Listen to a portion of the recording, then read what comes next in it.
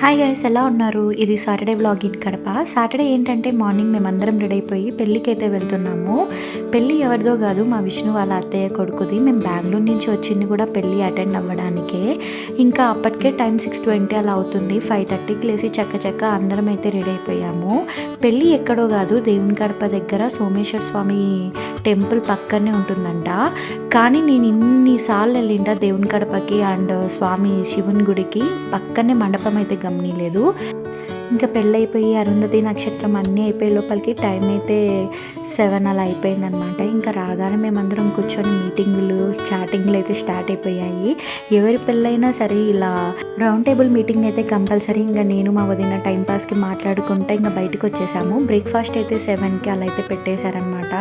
రొటీన్గా అందరి పెళ్ళిళ్ళల్లో బిల్డింగ్లో తిని బోర్ కొట్టేసింది. బట్ ఇలా ఓపెన్ ప్లేస్లో క్యూలో నిలబడుకొని చల్ల గాలి మార్నింగ్ 7కి 7:30కి అలా అయితే భలే అనిపించింది. ఇంకా బ్రేక్ఫాస్ట్కి వచ్చి యాజ్ యూజువల్ అనమాట, పొంగలి, ఇడ్లీ, సాంబార్, చట్నీ, వడ అండ్ బ్రెడ్ హల్వా అయితే భలే ఉండింది. నేను క్యూలోనే స్టార్ట్ చేసేసిన తినడము. మా ఆయన నన్ను చూసి నీకు ఆగదా అప్పుడే అన్నాడు. ఏం పర్లేదనమాట, చిన్నప్పటి నుంచి అలవాటు, క్యూలోనే స్టార్ట్ చేసేస్తా తినడం అనమాట. కానీ నాకు బ్రెడ్ హల్వా టేస్ట్ అయితే భలే నచ్చిందబ్బా. ఇంకా ఆ రోజు పెళ్ళి కదా, కార్బ్స్ గిప్స్ అనుకోకుండా డైటింగ్లో ఏం లేనేసి తినేసినాం నేను మా ఆయన అయితే.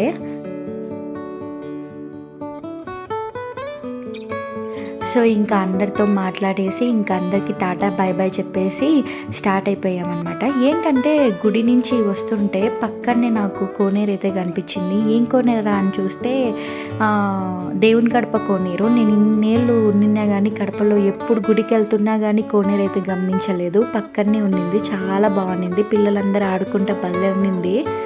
సో ఇంక అంతా అయిపోయి ఇంటికైతే స్టార్ట్ అయిపోయాం.